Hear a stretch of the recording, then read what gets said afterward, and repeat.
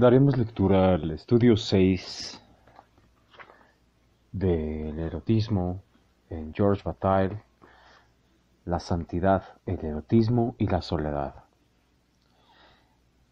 El texto de este estudio es el de una conferencia pronunciada en el Collège Philosophique en la primavera de 1955. Me propongo hablarles hoy de la santidad, del erotismo y de la soledad. Antes de desarrollar ante ustedes un conjunto de representaciones coherentes, diré unas palabras de lo sorprendente de mi intención. El término erotismo introduce una expectación equívoca. Me gustaría precisar, en primer lugar, las razones por las que he querido hablarles del erotismo al mismo tiempo que de la santidad y de la soledad. Parto, esencialmente, del principio según el cual el erotismo nos deja en la soledad. El erotismo es al menos aquello de lo que es difícil hablar, por razones que no son únicamente convencionales. El erotismo se define por el secreto. No puede ser público. Podría citar ejemplos contrarios, pero de cualquier modo la experiencia erótica se sitúa fuera de la vida corriente. En el conjunto de nuestra experiencia permanece esencialmente al margen de la comunicación normal de las emociones. Se trata de un tema prohibido. Nada está prohibido absolutamente, siempre hay transgresiones, pero la prohibición actúa lo bastante para que en conjunto se pueda decir que el erotismo, aun siendo tal vez la emoción más intensa, en la medida en que nuestra existencia se nos hace presente bajo la forma de lenguaje, de discurso, es para nosotros como si no existiera. Hay en la actualidad una atenuación de la prohibición, sin la cual hoy no podría hablarles, pero creo, a pesar de todo, que puesto que no podría hablarles, pero creo que a pesar de todo, que puesto que esta sala pertenece al mundo del discurso, el erotismo quedará para nosotros como algo de fuera. Hablaré de él, pero como de un más allá de lo que vivimos en el presente, de un más allá que solo nos es accesible con una condición, que salgamos para aislarnos en la soledad del mundo en el que estamos ahora. En particular me parece que para acceder a este más allá hemos de renunciar a la actitud del filósofo. El filósofo puede hablar o puede hablarnos de cuanto siente. En principio la experiencia erótica nos obliga al silencio. No ocurre con una experiencia que tal vez cercana de la santidad. La emoción sentida en la experiencia de la santidad puede expresarse en un discurso, pero puede ser objeto de un sermón. Sin embargo, es posible que la experiencia erótica esté cercana a la santidad. No quiero decir que el erotismo y la santidad tengan la misma naturaleza. Esta cuestión además no entra en mi propósito. Solo quiero decir que ambas experiencias tienen, tanto la una como la otra, la intensidad extrema. Cuando hablo de santidad, hablo de la vida que determina la presencia en nosotros, de una realidad sagrada, de una realidad que puede trastornarnos totalmente. Me contento ahora con contemplar la emoción de la santidad por una parte y la emoción erótica por otra, en cuanto su intensidad es extrema. He querido decir que estas emociones que una nos acerca a los demás hombres y la otra nos aleja de ellos, nos deja en la soledad. Este es el punto de partida de la exposición que quiero desarrollar ante ustedes. No hablaré desde el punto de vista de la filosofía tal, como suele entenderse. Quiero hacer observar desde ahora que la experiencia propiamente filosófica excluye ambas emociones. Admito en principio que la experiencia del filósofo es una experiencia separada, al margen de las demás experiencias. En una palabra, es la experiencia de un especialista. Las emociones la perturban. Desde hace tiempo me llama la atención un aspecto particular. El verdadero filósofo debe dedicar su vida a la filosofía. En la práctica de la filosofía nada se opone seriamente la endeblez de cualquier actividad de conocimiento que requiere que para adquirir superioridad en algún campo se admita la ignorancia relativa en otros campos. Si la situación se agrava cada día se hace más difícil adquirir la suma de los conocimientos humanos, puesto que esta suma crece desmedidamente. Se sigue admitiendo en principio de que la filosofía es esta suma de conocimientos, considerada como la operación sintética, más allá de una yuxtaposición en la memoria. Pero dicho principio se mantiene a duras penas. La filosofía se va transformando cada vez más en una disciplina especializada, parecida a las demás. No quiero hablar hoy de la imposibilidad de construir una filosofía independiente de la experiencia política. Este es, en rigor, un principio que caracteriza una orientación moderna de la filosofía. En este punto la filosofía se ha abierto a la experiencia, pero, aun admitiendo este principio, lo más corriente es considerar la filosofía de forma separada. Quiero decir que es difícil filosofar y vivir un tiempo. Quiero decir que la humanidad está hecha de experiencias separadas y que la filosofía no es más que una experiencia entre otras. Cada vez es más difícil que la filosofía sea una suma de los conocimientos, pero ésta ni siquiera aspira, en la estrechez de miras que es lo propio del especialista, al ser la suma de las experiencias. Sin embargo, ¿qué significa la reflexión de un ser humano sobre sí mismo y sobre el ser en general si es ajena a los estados de emoción más intensos? Significa obviamente la especialización de lo que, por definición, no puede aceptar, bajo ningún pretexto, no ser total y universal. La filosofía evidentemente no puede ser más que la suma de los posibles, en el sentido de una operación sintética, o no ser nada. Lo repito, o es la filosofía la suma de los posibles en el sentido de una operación sintética, o no es nada. Creo que es lo que fue para Hegel la experiencia erótica, al menos en las primeras formas de su construcción dialéctica. Ocupó abiertamente un lugar en la elaboración del sistema, pero no es posible pensar que tuviera secretamente una influencia más profunda. El erotismo no puede ser considerado más que dialécticamente y en justa reciprocidad el filósofo dialéctico, si no se limita al formalismo, que tiene necesariamente la vista puesta en su experiencia sexual. En todo caso, y no tengo reparos en conocer que en un punto tan oscuro la duda es posible, parece que, al menos en parte, Hegel extrajo de sus conocimientos teológicos, así como del conocimiento del maestro Eckhart y Jacob Boehm, el conocimiento dialéctico que le es propio. Pero si he hablado ahora de Hegel no es con el propósito de insistir en el valor de su filosofía. Quisiera, al contrario, a pesar de mis reservas, vincular expresamente a Hegel con la filosofía especializada. Me basta, por lo demás, recordar que él mismo se opuso con cierta dureza a la tendencia de la filosofía romántica de su tiempo, que pretendía que la filosofía pudiera ser tarea de cualquiera, sin preparación particular. No digo que estuviera equivocado recusando la improvisación en el campo de la filosofía. Eso, sin duda, es posible, pero la construcción, por así decirlo, impenetrable de Hegel, aunque fuera el término de la filosofía, incorpora ciertamente este valor de la filosofía especializada.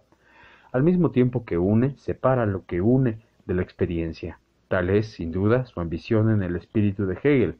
Lo inmediato es malo, y Hegel hubiera relacionado, seguramente, lo que yo llamo experiencia con lo inmediato. No obstante, sin entrar en una discusión filosófica, quisiera insistir en que los desarrollos de Hegel dan la sensación de una actividad especializada. No creo que a él mismo se le haya escapado esta sensación. Para responder por anticipado a la objeción, insistía que la filosofía es un desarrollo en el tiempo, en el que un discurso, que se enuncia en partes sucesivas, podemos admitirlo, pero esto es hacer de cada momento de la filosofía un momento especializado, subordinado a los demás. De este modo, no dejamos la especialización más que para entrar en el sueño del especialista, esta vez definitivamente. No digo que esté al alcance de cualquiera de nosotros, ni de nadie, despertar. Esta suma de los posibles considerada como una operación sintética es tal vez quimérica. Asumo el riesgo de fracasar. Me causa malestar la idea de considerar un éxito lo que es un fracaso. Sobre todo, no encuentro motivo para limitar lo posible, que está ante mí, imponiéndome un trabajo especializado. Hablo de una elección cuyos términos se plantean en todo momento a cada uno de nosotros. En este mismo instante se me plantea la elección entre atenerme al tema que me he impuesto desarrollar ante ustedes o dar no sé qué respuesta a un posible capricho. Me escapo a duras penas diciendo que hablo en el sentido del capricho, sin ceder al deseo de entregarme a él, pero reconociendo el mayor valor del capricho, que es lo opuesto a la especialización. La especialización es condición de la eficacia, y buscar la eficacia es lo que hace cualquiera que siente lo que le falta. Hay en eso una confesión de importancia, un humilde sometimiento a la necesidad. Es cierto que hay una lamentable debilidad en el hecho de querer tal o cual resultado y no hacer lo necesario para conseguirlo. En cambio, hay una fuerza en el hecho de no querer ese resultado y de negarnos a emprender el camino que puede llevar a él. En esta encrucijada se propone tanto la sanidad como el erotismo. La santidad, con relación al esfuerzo especializado, se sitúa de entrada del lado del capricho. El santo no busca la eficacia, lo que le anima es el deseo, y sólo el deseo. En eso se parece al hombre del erotismo. Se trata de saber en un punto determinado si el deseo responde mejor que la especialización del proyecto, pero que la especialización que asegura la eficacia del proyecto. A la esencia de la filosofía, en cuanto ésta, como dije, ante todo la suma de los posibles, considerada como una operación sintética. En otras palabras, en un sentido, es imaginable esta operación con el simple movimiento calculando que desemboca en la especialización, o, en otro sentido, es imaginable la suma de los posibles cuando el interés prevalece sobre el capricho, que es otro nombre del deseo. Antes de ir más lejos, intentaré decir lo esencial sobre el erotismo, a pesar de la dificultad fundamental que nos encontramos cuando queremos hablar de él. En primer lugar, el erotismo difiere de la sexualidad de los animales en que la sexualidad humana está limitada por prohibiciones y que el campo del erotismo es el que la transgresión de estas prohibiciones, es el de la transgresión de estas prohibiciones. El deseo del erotismo es el deseo que triunfa sobre la prohibición, sobre la oposición del hombre a sí mismo. Las prohibiciones que oponen a la sexualidad humana tienen en principio formas particulares que atañen, por ejemplo, al incesto o a la sangre menstrual, pero podemos también considerarlas bajo el aspecto general, por ejemplo, bajo un aspecto que ciertamente no se daba en los primeros tiempos, en el paso del animal al hombre, y que por otra parte hoy cuestiona, el de la desnudez. En efecto, la prohibición de la desnudez es hoy al mismo tiempo fuerte y cuestionada. No hay nadie que no se dé cuenta del carácter relativamente absurdo, gratuito, históricamente condicionado de la prohibición de la desnudez, y por otra parte, de que la prohibición de la desnudez y la transgresión de la prohibición de la desnudez constituyen el tema general del erotismo. Quiero decir de la sexualidad transformada en erotismo, la sexualidad propia del hombre, la sexualidad de un ser dotado de lenguaje. En estas complicaciones llamadas enfermizas, en los vicios, este tema siempre tiene un sentido. El vicio podría considerarse como el arte de darse a uno mismo, de una manera más o menos maníaca, la sensación de transgredir. Me parece conveniente recordar el singular origen de la teoría de la prohibición y de la transgresión. La hallamos en las enseñanzas orales de Marcel Mauss, cuya obra representa sin duda la contribución menos discutible de la escuela sociológica francesa.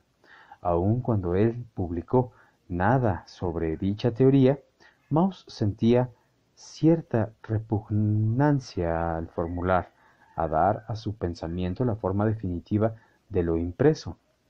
Me figuró incluso que sus más notables resultados debieron de darle un sentimiento de malestar. Sin duda el aspecto fundamental de la teoría de la transgresión aparece en su obra escrita, pero en forma breve, indicación de paso. Así es como en su ensayo del sacrificio, dice en dos frases que los griegos consideraban el sacrificio de de las bufonías como el crimen del sacrificador, no generaliza.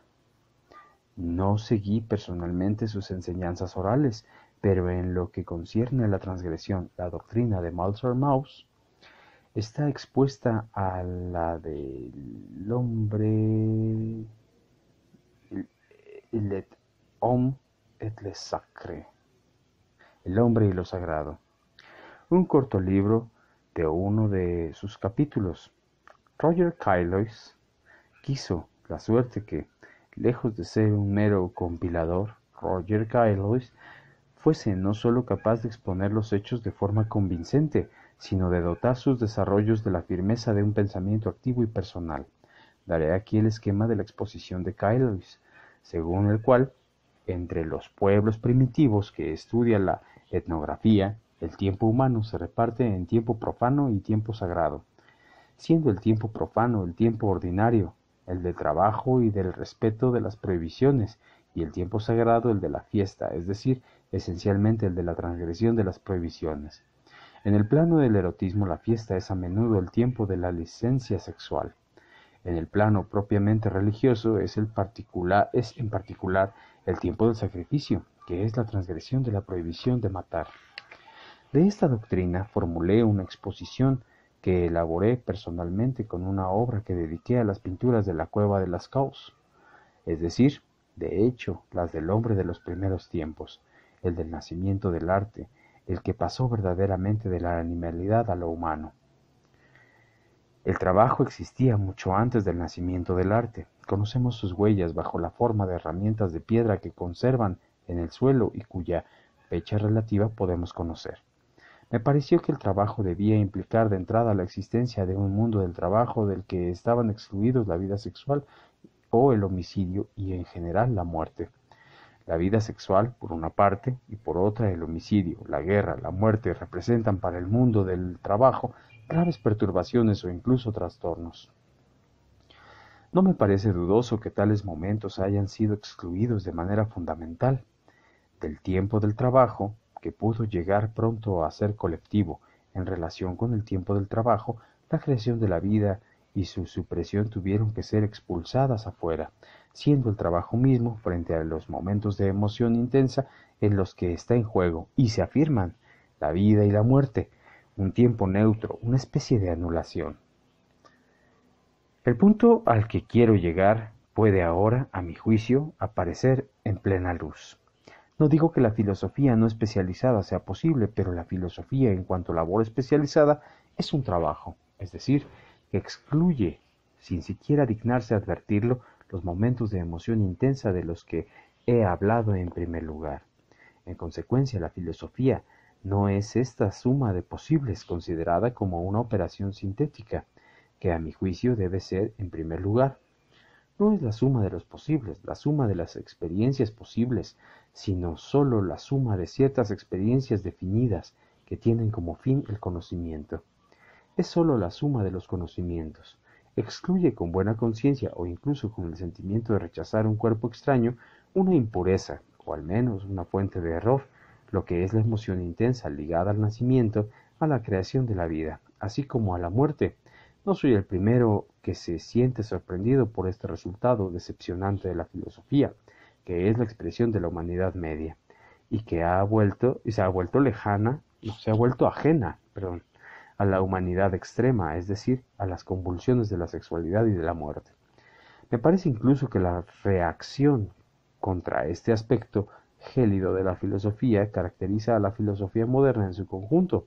Digamos que Nietzsche a Heidegger, sin hablar de Kierkegaard, naturalmente, la filosofía, a mi parecer, está profundamente enferma. Es inconciliable con una posibilidad bohemia, una actitud desalineada del pensamiento que tal vez yo represento a los ojos de algunos de ustedes, lo que está plenamente justificado. La filosofía no es sino un esfuerzo extremo y, por consiguiente, un esfuerzo disciplinado, pero al introducir el esfuerzo concentrado y la disciplina, no falta por otra parte la filosofía a su razón de ser profunda, al menos si es, como dije, la suma de los posibles considerada como una operación sintética. Lo que quisiera mostrar finalmente es el callejón sin salida de la filosofía que no pudo instituirse sin la disciplina y que por otra parte fracasa por el hecho de no poder abarcar los extremos de su objeto.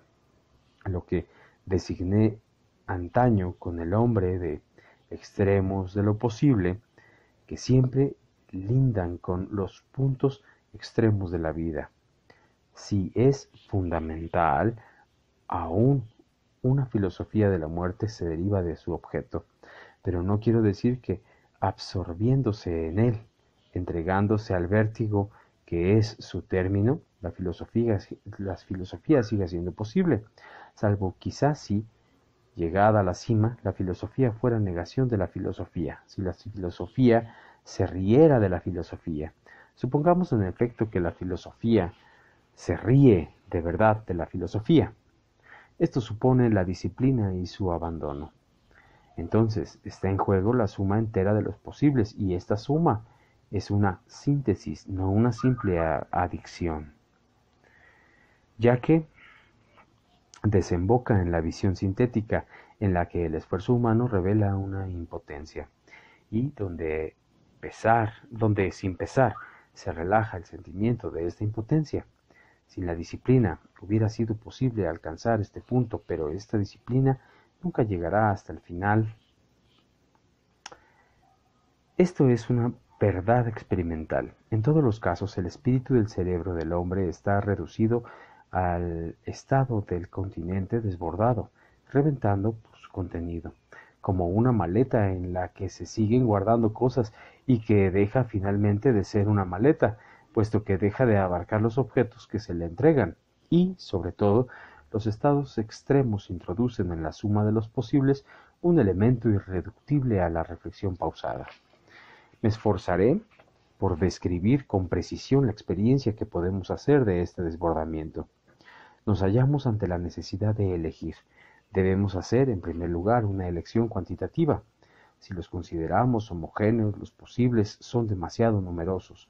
Por ejemplo, dado el tiempo limitado de la vida, hemos de renunciar a leer alguna obra en la que posiblemente hallaríamos los elementos y la respuesta a la pregunta que nos formulamos. Debemos decirnos, pues, que no podemos acceder a los posibles que dicho libro expone. Si está en juego la experiencia de los estados extremos, se trata entonces de una elección cualitativa. En efecto, esta experiencia nos descompone, excluyendo la reflexión pausada, ya que por principio nos pone fuera de nosotros. Es difícil imaginar la vida de un filósofo que estuviera continuamente, o al menos la mayor parte del tiempo, fuera de sí. Estamos de nuevo ante la experiencia humana esencial que desemboca en la división del tiempo en tiempo del trabajo y tiempo sagrado.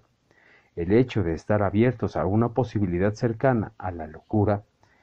Este es el caso de cualquier posibilidad referida al erotismo, a la amenaza o, más generalmente, a la presencia de la muerte o de la santidad. Subordina continuamente el trabajo de la reflexión, o algo diferente, donde justamente la reflexión se interrumpe. En la práctica no llegamos a un estancamiento absoluto, pero ¿qué ocurre? Solemos olvidar en el juego de la filosofía es, como cualquier juego, una competición. Se trata de ir siempre lo más lejos posible. Estamos en la situación, en verdad, humillante de quien trata de establecer un récord. En esta situación la superioridad se otorga, según los puntos de vista, a unos desarrollos en distintos sentidos. Desde el punto de vista de la filosofía profesoral, es obvio que la superioridad le pertenece a que trabaja y se abstiene a la mayor parte del tiempo de las posibilidades que se dan en la transgresión. Confieso que desconfío profundamente de la superioridad opuesta, concedida al negador, que se hace ingenuamente portavoz de la pereza y de la pretensión. Al haber aceptado la competición, he experimentado personalmente la necesidad de hacerme cargo de las dificultades en ambos sentidos, tanto en el sentido de la transgresión como en el sentido del trabajo. El límite de esta en la evidente imposibilidad de responder de forma satisfactoria a ambos sentidos a la vez, no quiero insistir. Me parece que solo en un sentimiento de opresión o de impotencia puede responder a la pregunta que he formulado. Estamos evidentemente ante un imposible. No es preciso resignarse, pero debemos reconocer que la falta de resignación no nos salva de nada. Simplemente confieso que es para mí una tentación. En el sentido de la transgresión que coincide con la pobreza, vislumbro al menos el beneficio de la aparente inferioridad. Pero, de todos modos, es una mentira. De todos modos es una mentira. No puedo negarlo, puesto que la competición está abierta y que estoy tomando parte de ella. El hecho de que, inevitablemente para mí, mi participación se vincule al cuestionamiento de los principios de la superioridad en juego, no cambia nada. Se sigue tratando, siempre se trata de ir lo más lejos posible. Y mi indiferencia no cambia nada. Si rehúso el juego, no lo rehúso enteramente. Con esto basta. Estoy comprometido pese a todo. Por lo demás, hoy estoy hablando ante ustedes y esto significa que no me satisface la soledad. Desde el inicio de mi exposición he dado por sentado que el erotismo tenía el sentido de la soledad en oposición a la santidad, cuyo valor se propone a todos los demás hombres. No puedo tener en cuenta un solo instante el hecho de que para muchos de ustedes el erotismo de antemano pueda tener un valor que no tiene la santidad. Cualquiera que sea la ilusión posible, cualquiera que sean las razones de esta impotencia, el erotismo es en principio lo que solo tiene sentido para una persona sola o para una pareja. El discurso no se recusa menos que el trabajo. Además, es verosímil que el discurso y el trabajo estén vinculados. Esta exposición es un trabajo, y no he dejado de experimentar y prepararla el sentimiento de espanto que tenemos que vencer previamente para trabajar. El erotismo tiene de manera fundamental el sentido de la muerte. El que aprende un instante el valor del erotismo pronto percibe que el valor es el de la muerte. Es un valor, tal vez, pero la soledad lo ahoga. Ahora intentaré representar, para llegar al fondo de esta cuestión, lo que el cristianismo significa respecto del conjunto de las cuestiones que he querido plantear. No es que al hablar de la santidad crea tener que hablar expresamente de la santidad cristiana, pero, quiéralo o no, en la mente de quienes me escuchan no hay en principio ninguna diferencia entre santidad y santidad cristiana. Y no he introducido esta noción para esquivarla. Volviendo a las nociones que antes me esforcé por introducir, tengo que dejar claro que en los límites del cristianismo lo que yo llamo la transgresión se llama el pecado. El pecado es una falta, algo que no hubiera debido ocurrir. Consideramos en primer lugar la muerte en la cruz. Es un sacrificio, es el sacrificio cuya víctima es el mismo Dios. Pero aun cuando el sacrificio nos redime, aun cuando la Iglesia canta a propósito de la culpa, que es el principio del sacrificio, el paradójico Felix culpa, lo que nos redime es al mismo tiempo lo que nunca hubiera debido ocurrir. Para el cristianismo la prohibición se afirma de forma absoluta y la transgresión, cualquiera que sea, es definitivamente condenable. Sin embargo, la condena se levanta a consecuencia de la culpa más condenable, de la transgresión más profunda que pudiera pensarse. El paso del erotismo a la santidad tiene un sentido profundo. Es el paso de lo que es maldito y rechazado a lo que es fausto y bendito. Por un lado, el erotismo es la culpa solitaria, lo que solo nos salva oponiéndonos a todos los demás, lo que solo nos salva en la euforia de la ilusión, ya que, en definitiva, lo que en el erotismo nos ha llevado al grado extremo de la intensidad, nos condena al mismo tiempo a la maldición de la soledad. Por otra parte, la santidad nos aleja de la soledad, pero en la condición de aceptar esta paradoja, Felix culpa, cuyo exceso mismo nos redime, sólo la huida nos permite en estas condiciones volver a nuestros semejantes. Esta huida merece sin duda el nombre de renuncia, ya que en el cristianismo no podemos operar la transgresión y gozar de ella a la vez. Otros son los que pueden gozar en la condena de la soledad. El acuerdo con sus semejantes solo vuelve a encontrarlo el cristianismo con la condición de no gozar más de aquello que lo libera, que sin embargo no es nunca sino la transgresión, la violación de las prohibiciones sobre la que descansa la civilización. Ciertamente, si seguimos el camino trazado por el cristianismo, podemos no solo salir de la soledad, sino acceder a una especie de equilibrio, escapando así del desequilibrio primero, que tomó como punto de partida, el cual nos impide conciliar la disciplina y el trabajo con la experiencia de lo extremo. La santidad cristiana nos abre al menos la posibilidad de llevar hasta el fin la experiencia de esta convulsión final que nos arroja, en el extremo, a la muerte.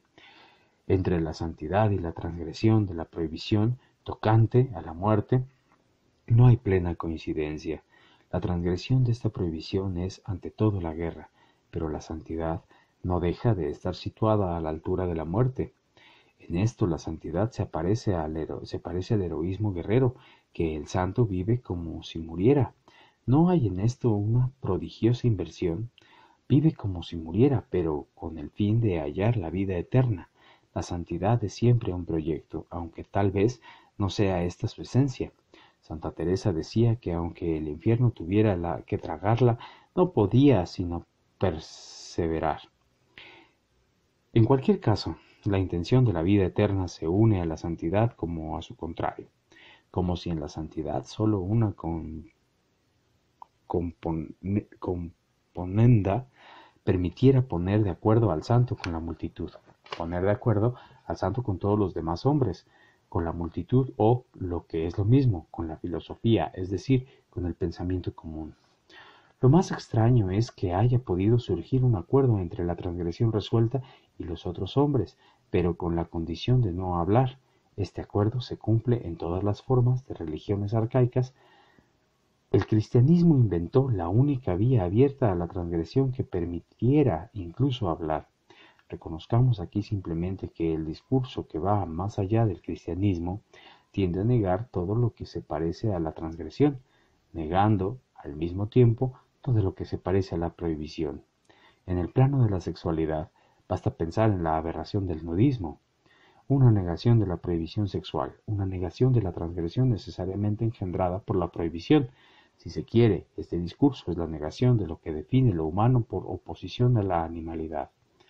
Por mi parte, me parece haber hablado, en una especie de homenaje, bastante torpe, al silencio. Un homenaje también, tal vez, al erotismo. Pero llegado a este punto, quiero invitar a los que me escuchan a la mayor desconfianza. Hablo, en suma, un lenguaje muerto. Este lenguaje, a mi entender, es el de la filosofía. Me atreveré a decir que para mí la filosofía es también una forma de dar muerte al lenguaje, es también un sacrificio, la operación de la que hablé antes, que hace la síntesis de todos los posibles, es una supresión de todo lo que el lenguaje introduce, sustituyendo la experiencia de la vida que brota y de la muerte por un campo neutro, un campo indiferente que he querido invitarles a desconfiar del lenguaje. Así pues, tengo que pedirles al mismo tiempo que desconfíen de cuanto he dicho. No quiero terminar aquí con una pirueta, pero he querido hablar un lenguaje igual a cero, un lenguaje equivalente a nada, un lenguaje que vuelva al silencio. No estoy hablando de la nada, que me parece a veces un pretexto para añadir al discurso un capítulo especializado, sino a la supresión de lo que el lenguaje añade al mundo. Siento que esta supresión es impracticable, de forma rigurosa. No se trata, por otra parte, de introducir una nueva forma de ver, pero me faltaría al respecto a mí mismo si no les pusiera en guardia contra un uso desafortunado de lo que he dicho.